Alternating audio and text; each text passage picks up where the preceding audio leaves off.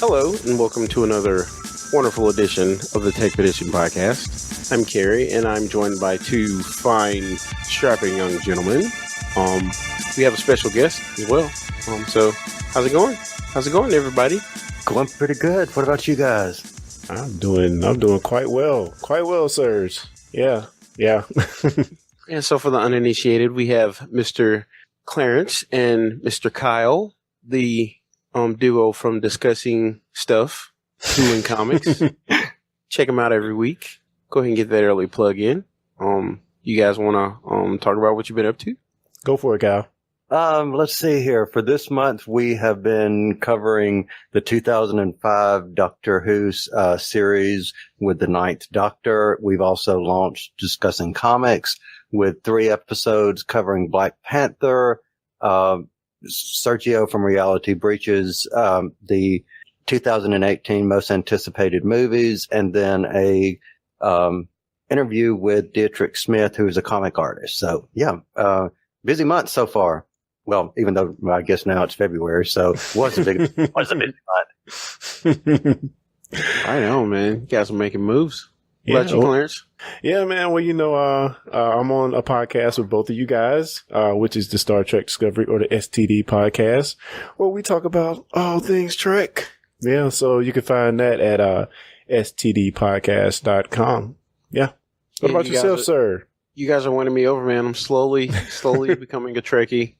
Slowly. Yeah, man. So, I'm not really up to a whole lot. Just this, and been playing a whole lot of PUBG, in video games and stuff, but I want to get a gaming session soon. I keep saying that. I've been saying that for like a month, so hopefully I can actually get it done in February. Yeah, man. It's like I am stuck on an old school game, which I can't put down. I just keep going back to Geometry Wars. I just going back to what? Geometry Wars. Oh man, you and Cal had a healthy rivalry. I mean, Carl had a healthy rivalry going on for a while, didn't you? Yeah. That game is a bullet, you know what, bananas, and I love it. So, did you guys ever? Are you talking about the first one or the second? You didn't like the second one, did you? I played all 3 of them. They all been pretty good. I think my favorite is the first and the third. But man, they've ported the old school one from the Xbox. Was it the Xbox original? 360. Oh, 360? Yeah. They ported that for the Xbox One now, and I just play that one because I love it. So. Oh, nice, cool. Right on, man. I guess we'll hop into some stuff. So you want to take this first one, dear brother? Yeah. So, Microsoft drops the Surface Book 2 price to $1,199 with less storage. In addition, this newest model starts at $799. Now, this newest model, which, is good to have a sub $1,000 model, it is lacking in processor, of course. It has the M3 processor, 4 gigs of RAM, 128 storage. Pretty, low end specs there, but to have one sub $1,000, I think is really cool because nobody was going to buy this over $1,000. I don't think. Not the layman. All right, so I have a question for you guys. Who's the market for the $799? College kids, I'm assuming, maybe. Yeah, squarely at college kids. So wait a minute, the Surface Book 2, so that's the one with like the stylus and everything. So does the 79 one have the Pixel Sense screen with the stylus and the touch and everything, or is this? Am I reading this wrong? Good question. I think the book is the one with that funny hinge. Oh, okay. I'm thinking about the book, not the laptop. Actually, this is the. This is the laptop. Yeah, because it's the Surface Pro that's the thing. I think that you've got, Clarence. Yeah, I have the Pro 3, so mine is like even 2 or 3 years old by now. But okay, yeah, I'm thinking of Surface Book. I always like that is really confusing, Surface Book and Surface Laptop. But I get it because this one, the laptop's more of the college one, and then the book is the Pro one. So, yeah, they definitely shouldn't have both. It's just like confusion for the most part. So I don't really know why they still have both models. They really need to drop one of them. Probably the one with the crazy hinge. Well, that's just like Mac having the MacBook Air, the MacBook, and the MacBook Pro. I mean, they don't need all three. Yeah, Apple's really, really streamlined their models because we were looking at my place of employment, we were looking at new laptop models to possibly start incorporating into our inventory for new people, and when people's laptops leases expire and stuff. And I know there used to be like a 15-inch just MacBook, and now there isn't one. Like the MacBook and the MacBook Air are only 13, and then the Pro is 15 and 17, and there's like the Air's like 1,000, and then the regular MacBook is like 1,200, and then the Pro jumps to like $2,100. I was like, there's a big gap there for Yeah, and the sad thing about that is what you're paying for is the touch bar, because when I was having computer issues before and we were looking at the specs of what I've got, which is a 2011 MacBook Pro, even because I upgraded the memory, I was almost, other than the processor, I was above what I would be paying $2,700, and I was like, I am not paying $3,000 for a laptop. Yeah, and it's pretty. You don't want the pretty light up keys at the top? I don't need a light. I mean, I can put a flashy light in front of my face and go, okay, pretty light if I want to do that. Oh, dude, like the only thing I've seen somebody do with that touch bar, the coolest thing I've seen is one of my coworkers at a previous job. He had the kit thing from Knight Rider. Oh, that's tight. That's tight. That was kind of cool, but yeah, cool. Man. So, all right, I guess I'll hit this next one. HQ Trivia is raising $15 million. Are they going public? Is that what's happening? I think this is a private. This is VC. Yeah, but have you guys? The main reason I put this here is because I just want to see had you guys played it yet. I have not. Oh man, it's kind of cool. The thing So is, it's like I think a live trivia is like that 1 versus 100 thing that Microsoft did. Yeah, it's very similar to 1 versus 100. It's okay. It's really freaking cool, man. It's like, they have 2 showings or 2 games, I guess, every day at 2 and at 8, at 2 p.m. and at 8 p.m. And yeah, you just go on there. They have a live dude hosting it. It's a woman sometimes, but they just pop up a simple 3-choice answer question. And usually the prize is about $2,500, but it fluctuates. Now, multiple people can win. So you split the pot and it goes straight to your PayPal account. But it's a cool concept, and I see more people or more companies actually trying to do this, because I mean the technology to do this is I'm not going to say simple, but it's nothing out of the ordinary. I mean, it can be done, so I just don't see why more companies haven't jumped on this bandwagon. And I'm sure there's some that have popped up in this wake to try to claim some of the HQ fame. Yeah, this is very interesting. I'm definitely going to have to check this out because, I mean, I was when I lived in Mississippi, I was a big Buffalo Wild Wings trivia guy. There's this place called Cake and Barrel. They had trivia night, and me and a bunch of my friends would always go, but I've never tried any of these live online ones, so this sounds really, really interesting to me. Yeah, you should definitely check it out, man. Any thoughts, Kyle? No, I was just sitting here thinking whenever you said when you were living in Mississippi, and I was thinking about like if you go to Chili's now and you go to a lot of these restaurants and they've got basically these little gadgets on your table that's all these trivia things and it just kind of made me think of that. Anyway, totally off the wall, but it's like anyway. You can just order your food from those things too now. Exactly. Getting crazy. Cool. So I guess I'll go into the next one, sir. So, Discord desktop app gains deep Spotify integration for real-time listening. Now, what this is supposedly going to do is if you and a fellow Discord user both have Spotify Premium, you're going to be able to share tracks and share playlists to actually listen to music in sync with each other. Now, I've seen other apps that are not internet-based, but just land-based or in office or home-based, and they don't work correctly. So the fact that they're going to try to do this through the app to be synced up correctly over the internet, I don't know. I have to see it working because I don't think it's going to happen. Oh man, like this whole story just kind of brings back memories for me in a way, because you remember I had a friend, I went to E3 with him the first time I went. His name was Ryan Elder, and he used to do some podcasts with us. I don't know if you remember. This is like 10 years ago, because I went to E3 in 05, so it was over 10 years ago. But anyway, he had his online girlfriend, right? And, so basically what they would do to like when they did their dates, they would get on Skype and talk to each other, and they would like play a movie. Like they put a movie, like I don't know, they find a movie and they would like play it at the same time, and they would sit there and watch it with each other. And that's talk. crazy. This kind of reminded me of that. It's pretty cool that they can actually sync it though. That can't be easy, like you were saying. All right, so let me ask you guys a question. So when you're talking about the music streaming back and forth with each other, what if, let's say, the two of you are broadcasting and you both are listening to some music, but you're also broadcasting YouTube or you're broadcasting Facebook?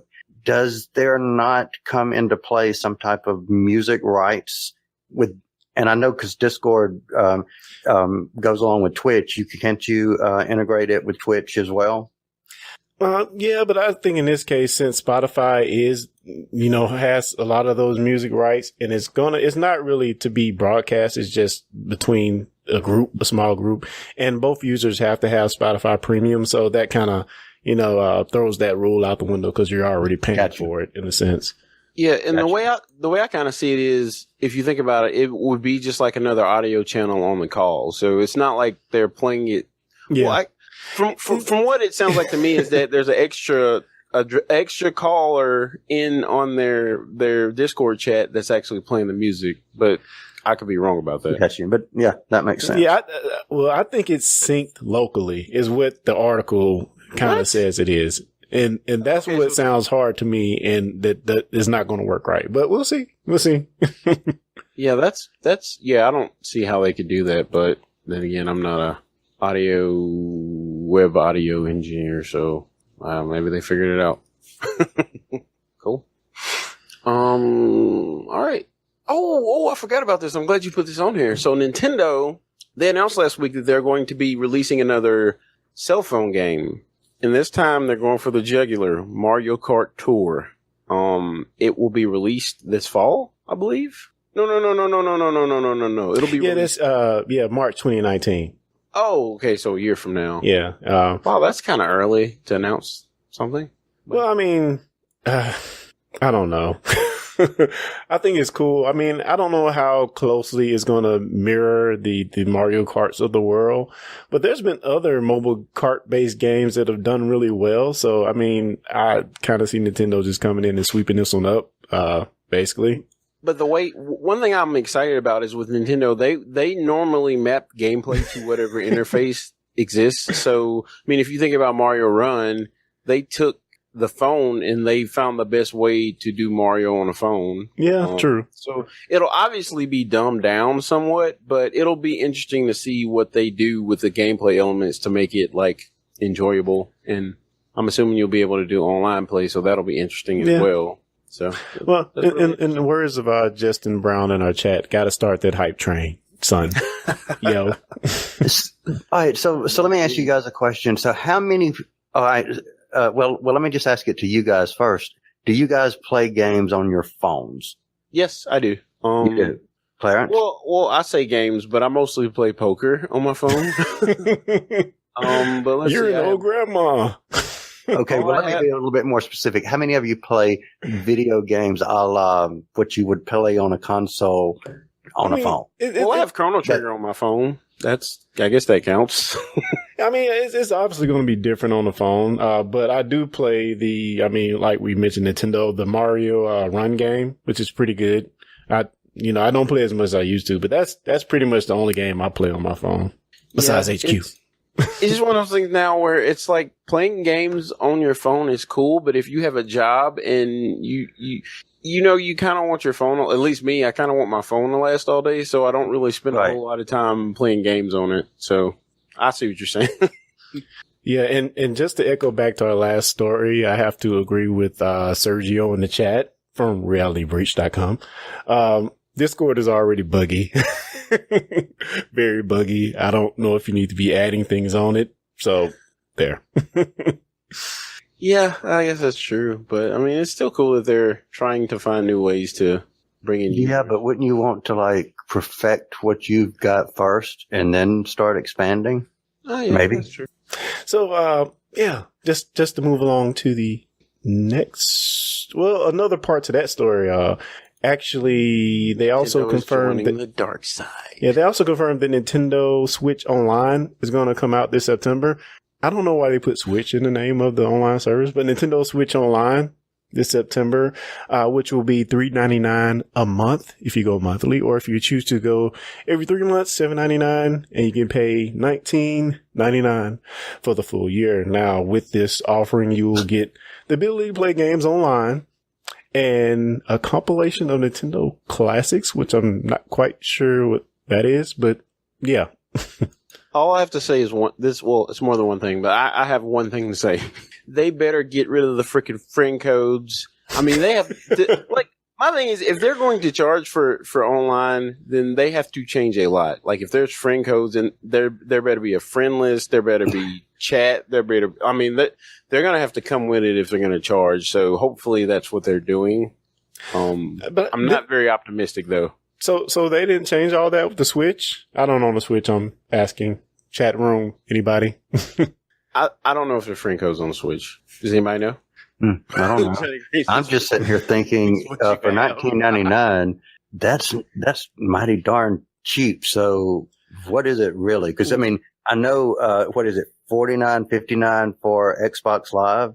Well, I mean, by the same token, though, people are still mad because up until now it's been free. So, well, yeah, that was the thing that smug Nintendo users and even PlayStation users up until a few years ago were like, "Well, our online's free." Yeah, it sucks, but it is free, so I will give you that. So, I mean, I like to see Nintendo jumping on board. I mean, I just hate that they tend to do things like years too late. And again, they better change their whole idea about online, or nobody's gonna pay for this. Yeah, and chat room has confirmed friend codes are still a thing. So, oh my God, are you kidding me?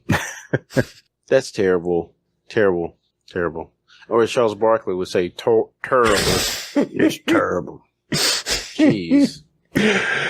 So, yeah. Moving along to our next story, Microsoft acquires PlayFab. PlayFab's backend services reduce the barriers to launch for game developers, offering both large and small studios cost-effective development solutions that scale with their games and help them engage, retain, and monetize players.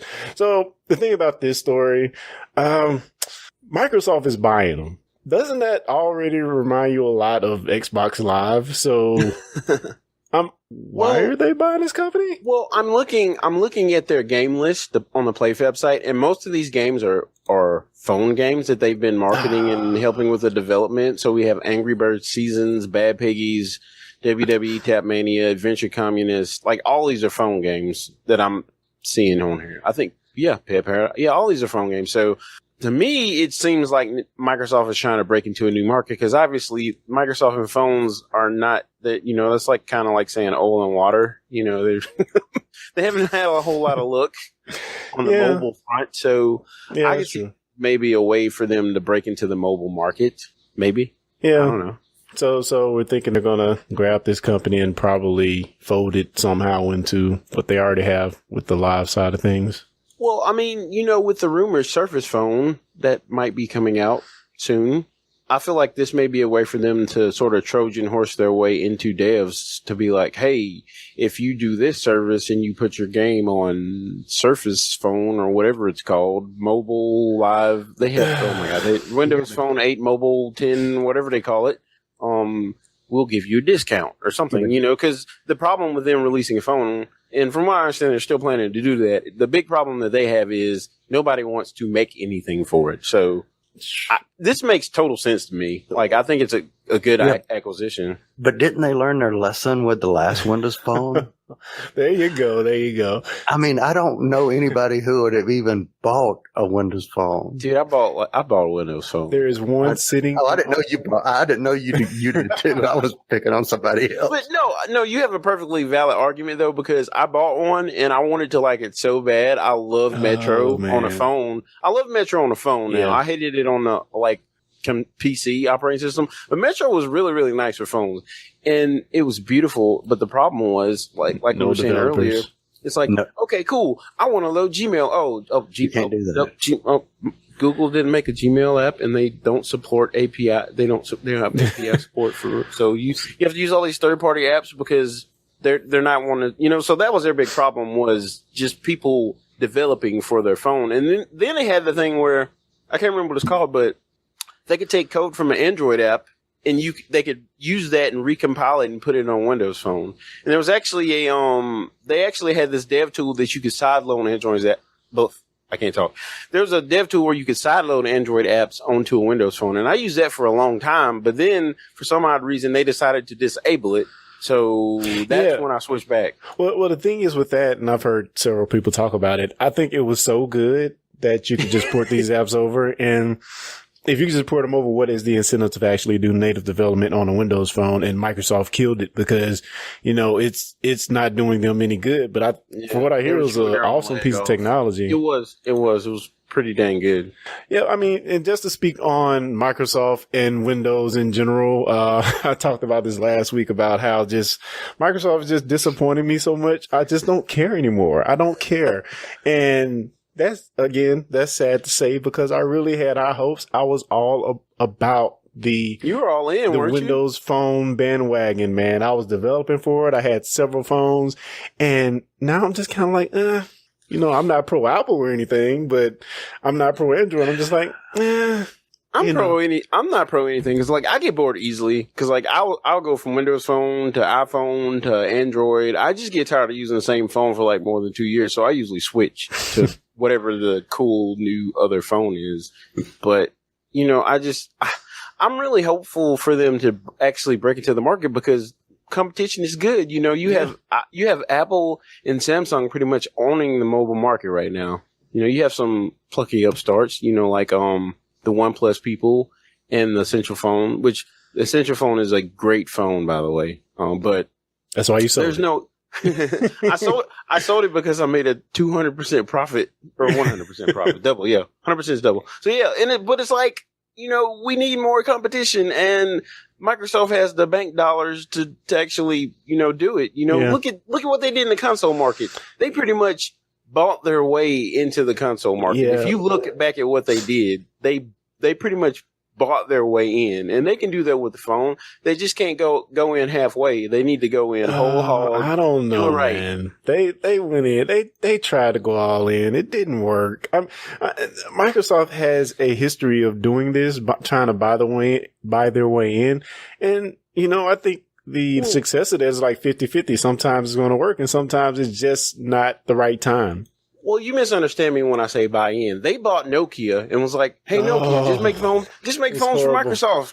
And that was the worst thing they could have done. Yeah. They should have built something from the ground up, with their own blood, sweat, and tears instead of buying somebody else's company and tell them, slapping their OS on the phone and pretty much killing Nokia. Yeah. But at least their phone division, I feel. If I remember correctly, all Nokia, the Finland company, all they sold to them was the phone part. So, the rest of Nokia is still alive and well, but the phone part is pretty much dead. Yeah, I agree.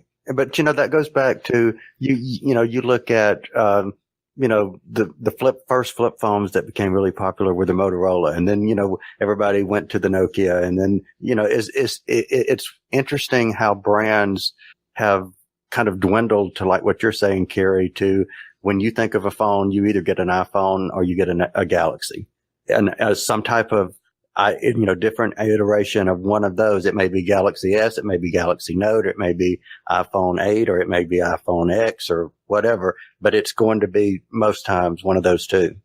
Yeah.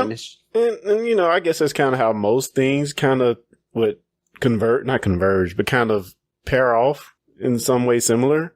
I mean, you think of Cokes. There's only two Cokes, main Cokes people think about. That's of course Coke and Pepsi. But there's RC Cola out there in the fringe hanging on. But I mean, hey man, don't forget about Sam's Club now. Don't forget about Sam's Club. Ain't nobody studying no Sam's Club. I bet you drink Faygo Pop. Oh, Faygo. Knee-high peach. RC and the moon pie. Oh, man. You want to go to the next story or you want me to take it? I'll take it. Let's see. What we got next? Okay, so, there's something else I want to talk about later, but we'll do, when's Strava an exercise? Yeah, you want me to take this one? Yeah, you take that. Okay, Strava is an exercise tracking program. sort of like Google Fit or Fitbit's program, whatever it's called, but it tracks your exercise. So I think they released their heat map publicly last year, and some smart people were able to go in and analyze the heat map and kind of figure out where secret military bases are around the world. So this is really cool. Serious? Yes. This is really cool because I don't know. I think devices are just so much in our consciousness now that we don't really think about, the type of data that it's tracking. And people are syncing this up and, may not know if the data is public or personal or shared, nationwide or company wide. But yeah, they've been able to identify where some bases are based on the fitness heat maps that they're getting from these devices, which I think is just crazy. Number one, because if you're on a military base, everything is pretty much secret and top notch. Why would you be wearing a device that can track your data and tell people exactly where you're going? I mean, it's kind of just common sense in a lot of ways. I mean, don't you guys think? Well, I agree. I'm sorry. Go ahead. No, go ahead. No, I was just going to say, yeah, common sense. But I mean, think about what we do just in our regular lives. We wear these fitness trackers with GPSs. Our phones have GPSs. And it's become such a part of our everyday lives that we don't even think about the fact that our every move is being tracked. Yeah. Okay. You just don't think about it. All right, Carrie, look at what you were saying on a couple of episodes ago when you were talking about, I think your Google Home or whatever you were just randomly talking about it. And then it says, oh, do you want to buy blah, blah, blah? Yeah, exactly. Yeah. And people are so conscious nowadays about personal biometric tracking or whatever. I can see somebody, if you're running every day for the military, you got to get up and run your miles if you're an army officer or whatever. I can see you wanting to track that, but you just have to be aware. And I think a lot of people aren't fully aware of what's actually getting tracked and where it's going. So it's something as technology becomes more prevalent, we just have to be a little bit smarter about, where our data is actually going. Yeah. What did Childish Gambino say? Stay woke. Don't say the next line. They be creeping. That's what they say on the Apple commercial. They changed it.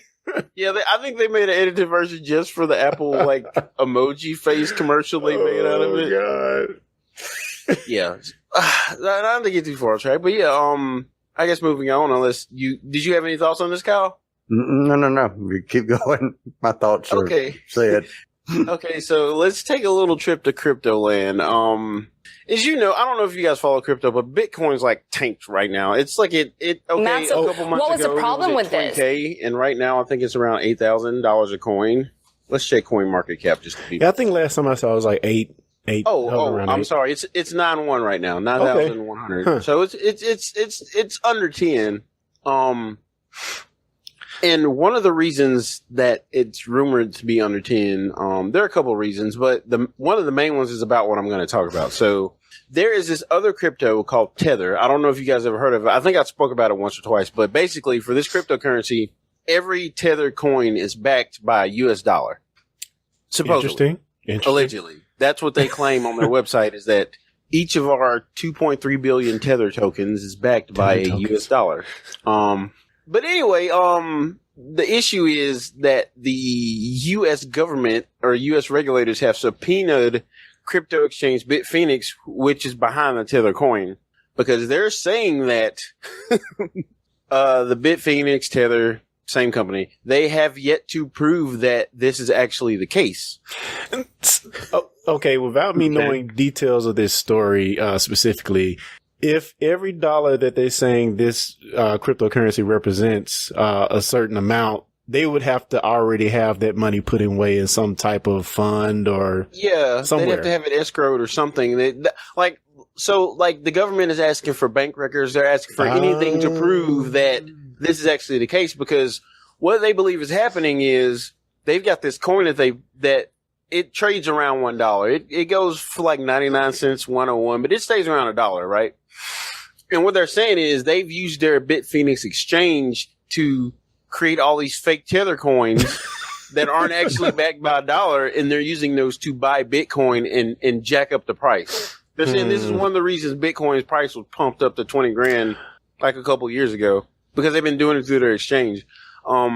Interesting. So they're like, Bitcoin's been dumped on a lot recently, and crypto in general. Like the whole market's down, and like this is just another huge blow. Like if anything comes of this, like I'm afraid that it will just severely, cripple the crypto movement. So I mean.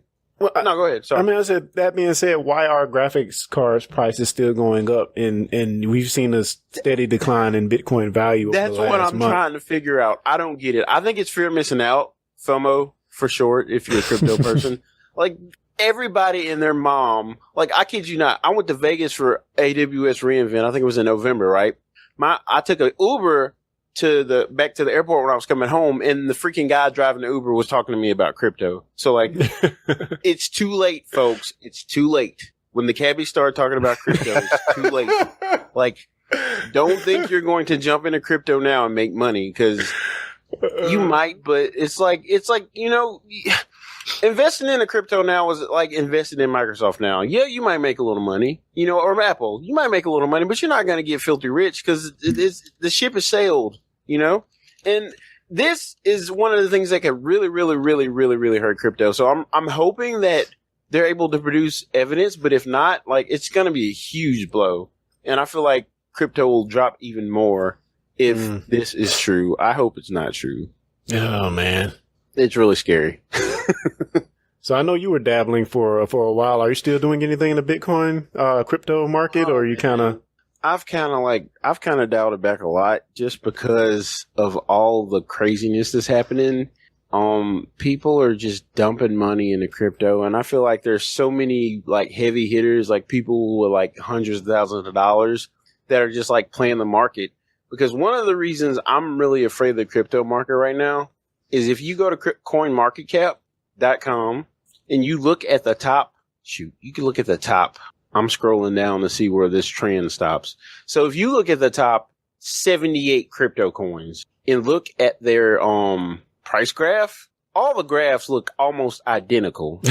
So like somebody is with way more money than me is playing the market, and it's just not, like I said, it's too late. All right, so let me ask you this. Isn't that basically, when you say play in the market, isn't that basically what they do in the stock market today? Is you've got people playing the market, the market going up and it's going down. It's based on stuff like stuff happening here? Yes and no, because in the stock market, insider trading is illegal. But in this, it's not. You can go to jail. Like crypto is not regulated. That's why a couple months ago, it was actually last month. So there's this huge US crypto exchange called Coinbase, and they added Bitcoin Cash like in January, and like right before they announced that they were going to add it. Like I'm going to look at the price graph so I don't get this wrong. Right before they announced they were going to add it, the price jumped up to like $4,000 a coin. Cause like a whole bunch of people bought it, like before they even added it, like a whole bunch of people bought it. Insider at its finest. They announced the price jumped up. Somebody made like almost $100 million. Yeah. Like if you look at the blockchain logs from like around that time, somebody made like $100 million because they bought a bunch of it, and then when the price jumped up, they sold it real quick, and they froze their exchange because they didn't want this to happen, but some of the transactions still got through. And like I said, that kind of stuff is not illegal. It's pretty much the Wild Wild West. So at least with the stock market, yeah, you'll probably still lose your money, but at least it's regulated. Gotcha. Crypto's not regulated right now, and it's really scary. And you also, this is something else, I don't mean to talk too much, but there's also this other thing that could be a really big blow to crypto, and it's probably another reason why everything's down is because all the major banks, like Bank of America, Chase, what's another major bank? Wells Fargo. Wells Fargo, yeah, that's actually one of them. They banned purchasing crypto with their credit cards.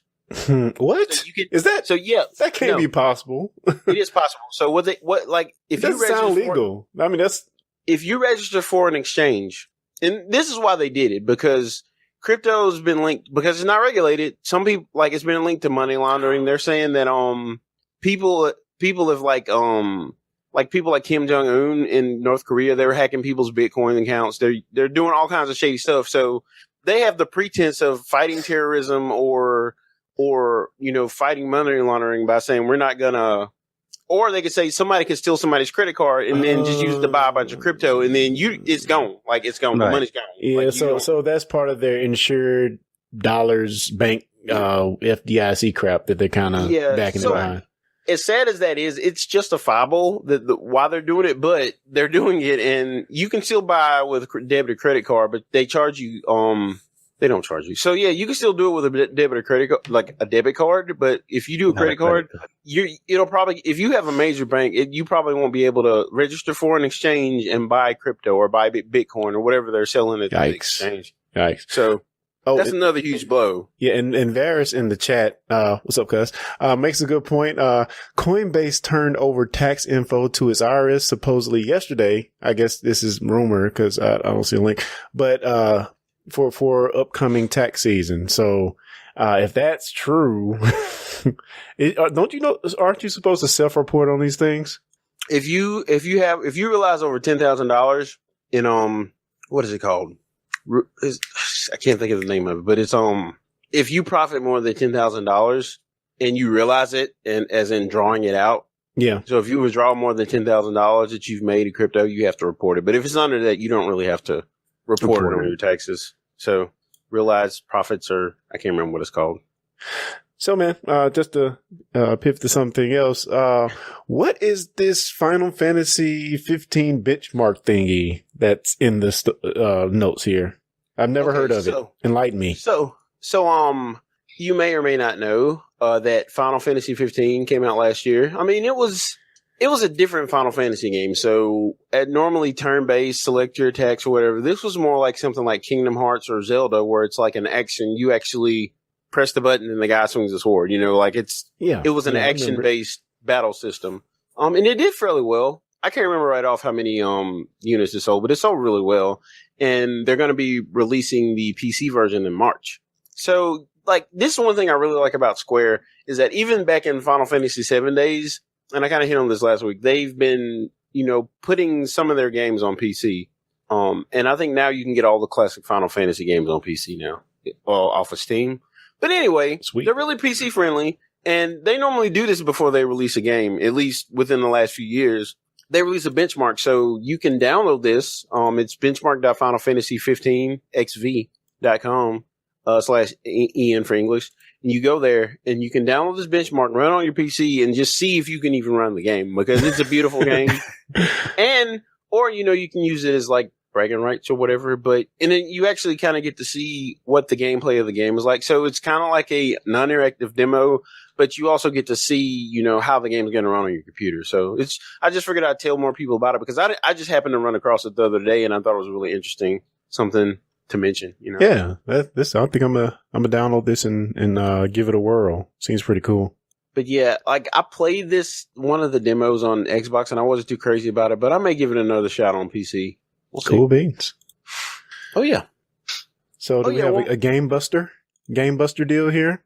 Yeah, so I don't know if you guys do Humble Bundle. I'm a really big Humble Bundle fan. That's one of the reasons I have over 140 Steam games, is because they release their thing. It's $12 a month, and you get at least 5 or 6 games for $12, and one of them is usually a AAA title. You get a few indies and maybe an older AAA, maybe one from 3 or 4 years ago. But yeah, Dark Souls 3, really difficult game. It got really good reviews, and you can get it for $12 now. So you just subscribe to 1 month of Humble Bundle. So you buy the first game. The AAA game is usually the one that they go ahead and announce. So if you bought it right now, $12, you can download Dark Souls. It gives you a Steam code, and then at the end of the month, they'll release the rest of the games. And you can actually scroll down and just kind of, if you want to get an idea of what's in an Humble Bundle. So last month, you got Life is Strange. Yeah, that's a good one. Like an episodic game. You get all the chapters. And it also, no, that wasn't the actual game. The actual game that they announced or released or advertised was Civilization 6, which is a really awesome game. Mm-hmm. And then you got Life is Strange, Tacoma, Owlboy, Snake Pass. There's you get a bunch of games, and I think the total MSRP of the games for last month was $180. And, and it also helps charity. They donate some of the profits to charity. Last month it was World Land Trust. I think this month who was it this month? They may not have announced yet. Yeah, I don't think they've announced. Oh, American Cancer Society, I believe is what they're doing. Good stuff. This month they're gonna, 5% of all the proceeds to this go to the American Cancer Society. So not only do you get a bad A deal on some games, you also get to help society a little bit. So, and they don't do just games either. So, oh yeah, yeah. At one point, I got a bunch of Doctor Who, Big Finish audio things from there. Really, really good deal. So yeah, I would definitely suggest if nobody out there has ever heard of Humble Bundle, you should definitely check it out. They've been around a long time, and they are really, really good deals. And like Carrie said, they do it for a good cause. Yeah, if you're feeling a little frisky, they have a crazy sexy love bundle. You can pay $1 or more and get Chuck's Unicorn Tinglers Volume 1. Oh gosh, I don't know what that is, and I don't. Oh my god! Yeah, no, I'm not touching that. Please don't. No plan. Yeah. Don't touch it. Don't. Oh my god! Okay, I have to say this. If you pay $15 or more, one of the titles you can unlock is "There's a Bitcoin in my butt" in these hands. Oh god! Yeah, so much for there's something for everybody at Humble Bundle. Just keep it in mind. Gotta be fair. You got to be fair.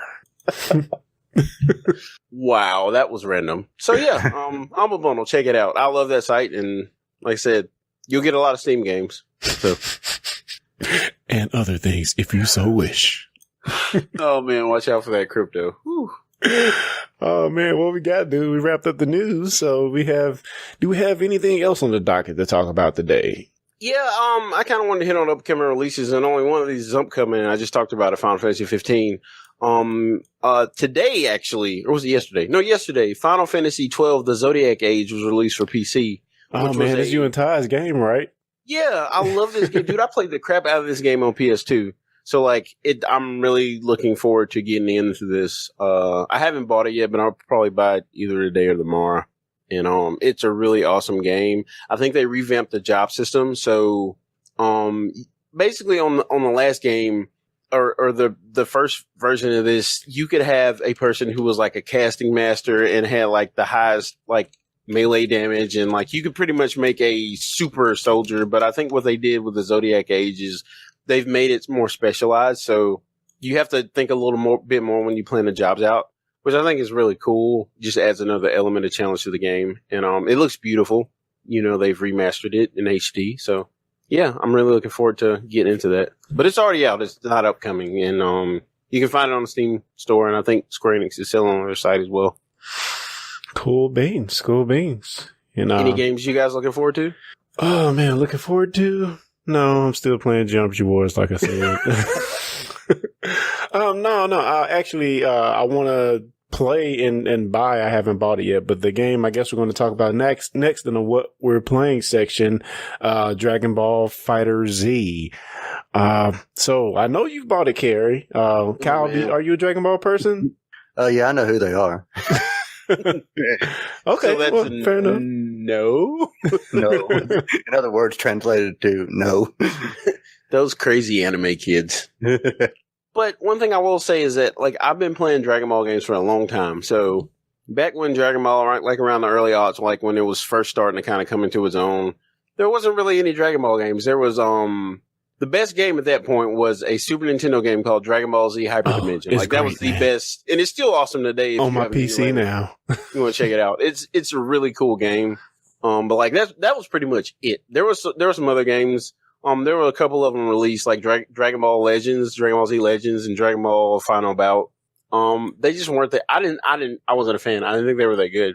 And then finally, Dragon Ball Z Budokai was released, and then that was kind of the game that kind of put DBZ games on the map, at least in America. And there've been hundreds. I'm not gonna say hundreds. There've been a lot of DBZ games since then, but none of them to me since Hyperdimension, none of them just really just was something that I'm just oh man, this is so much fun to play, and I just didn't. I liked them, but I wasn't crazy about the other games. This, however, Dragon Ball FighterZ, it's pretty much like Dragon Ball meets Marvel vs. Capcom. So you have like the Marvel vs. Capcom like melee combo system, and even the engine for some, in some respects, because you can pick 3 fighters and basically you can tag them in and out, which is a lot like Marvel vs. Capcom. And you have like these crazy super special moves. A lot of them are inspired by stuff that happened. Well, pretty much all of them are inspired by things that happened in the show, super moves. So, Vegeta does his final flash. You have Goku doing the super Kamehameha. No Galagun? Yeah, I think the Galagun's on there as well. I haven't even played with Vegeta yet, which is sad to say. He's not really one of my favorite characters. So, how dare you.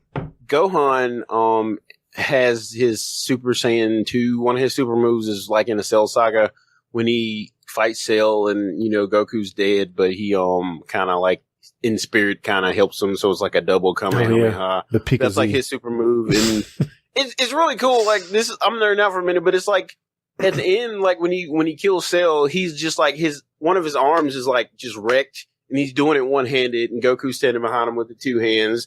And there's this point where he overtakes Cell, and he's just walking towards him with one hand. And if you do like the supercharged version, if you charge your combo meter or whatever you call it, your super meter, to like a certain level and you do the move, at the end, he does like a recharge, and then he just does the one hand and starts walking towards it. Like, it's just little stuff like that. That's sweet. That like really makes me appreciate this game. I mean, it is a beautiful game. It's like cell shaded in 3D, but it's done in a way where it actually looks like the show. Yeah. Yeah, it doesn't look like 3D Dragon Ball animation. It looks like it's 3D, but it looks 2D. You're playing the cartoon. Exactly. It looks like you're playing a cartoon. And if you haven't checked it out, just go on YouTube and look at some of the videos. And I'll probably be streaming it again next few days, but it's a lot of fun. Yeah, I really like it. So we got some feedback from the chat room. Mark from Dice Junkies. Check them out at dicejunkies.com. He says that he is enjoying the game, even though he's not really a huge Dragon Ball fan, which that's good to hear. And I agree with you, Mark. Yeah, so what, that you're not enjoying the game, or that you're not? No. Well, I mean, I like Majin Buu. That was the only character that I kind of attached myself to. Oh, he's on there, dude, and he can turn people into cookies and eat them. Like, it's awesome. Oh, cool. It's awesome. And Justin says there are a lot of lobby and network issues. Have you experienced those issues? Yeah, I mean, the thing about the network lobby is, in the game's defense, one of the reasons why the network lobby is kind of hurting right now is because so many people are playing the game. Like, you'll even have trouble getting into a lobby. And the way the game's set up is you go to this fighting lobby and, it's just you and a whole bunch of other people, and you walk around. There's like a station where you can do arcade mode. There's like this big arena in the middle where you can just fight other people that are in there with you. There's practice, there's story mode. But there's just so many people playing the game that, it gets the fighting lobbies get kind of laggy. But one thing I will say is, once you get into a game, I mean, I was getting destroyed, but I was still having fun. Cool. People have been playing this game like since the beta come out, and like I think they're actually going to be using it in like fighting tournaments and stuff. Arc System Works, which did the Guilty Gear series, which is a pretty highly regarded fighting series, they're the ones who developed this game, and it shows. I mean, it's beautiful, it's fluid, a lot of fun to play. The super moves are insane. I think, most people that, even if you don't like Dragon Ball, like Mark was saying, and you like fighting games, I feel like there's something there for you. Cool. And again, I say, for the second podcast in a row, don't drop the Dragon Ball. All right. Do we have anything else on the docket?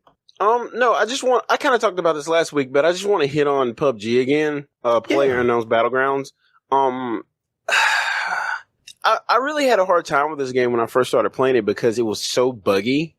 And don't get me wrong, it's not perfect. Oh, you're an apologist, man. You sound like an apologist right now. But they have made huge leaps and bounds. I mean, the game is, I had a 1080 Ti a couple months ago, and the game was just like running like crap. And now I have a 1080 and I'm getting over 100 frames a second. Like they have gone like, so I think I was getting like 60 with my Ti like 3 months ago. They've done so much work on this game, and I'm sure Microsoft helped with that a lot. But it's awesome. If you haven't played, it's $30. I mean, you spend more than that in a couple days on lunch. So, like, you know, if you like fighting, I mean, not fighting, if you like shooters, there's nothing like this. And the reason I say that is you drop down with 100 people, and basically there's weapons lying everywhere, and it's like every man for himself, and it's so much fun. And your heart will pound the entire time because you feel like you feel like you're in danger while you play this game. And it's how I felt the first time I played Halo. So, like, the first time I played Halo with a bunch of friends, 4 TVs, 16 people, you just got this sense of, like, impending danger. And you weren't just playing a game. It was like what was happening on the screen was, like, affecting your biometrics. I don't know. You know what I'm trying to say, though. Just like, wait till you get the VR version. It's like your heart will pound while you play this, and there's you get nothing lost like in the game is basically what you're saying. Yeah, you get lost in it, and Dude, you know, there's a reason Microsoft is looking at this company to purchase because, like, they're awesome game. I mean, if you ever want to hear nerds talk like they're military strategists and talk gun makeups and clips bullets, play that game for about 5 minutes with somebody who's been playing a long time, and you're going to realize how inadequate you are.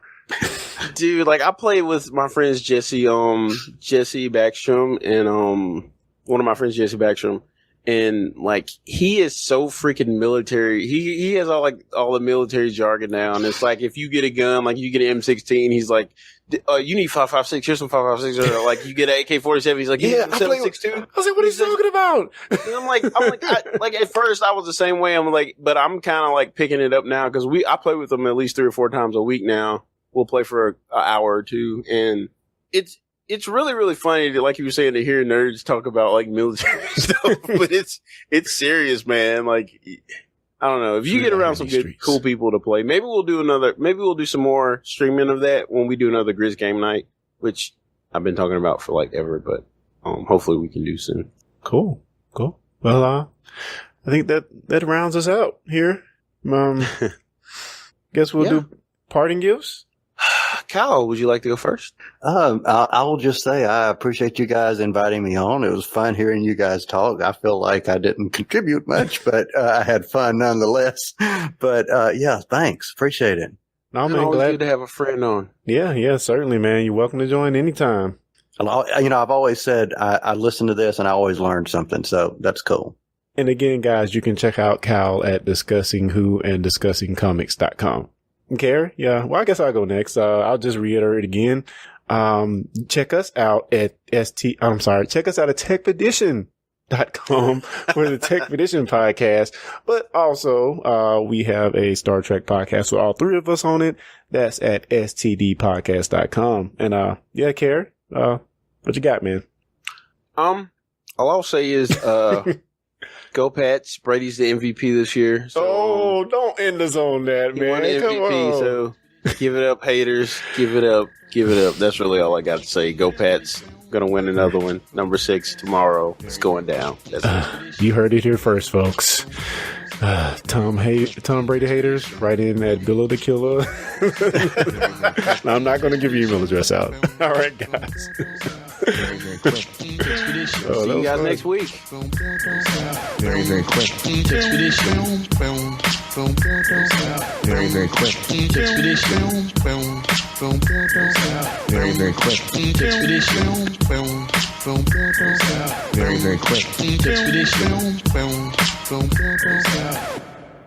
I can't beat that. I just smells burnt and dusty. Hey guys, don't miss an episode of the Techpedition Podcast. For more information, go to techpedition.com/subscribe. TECHPEDITION.com.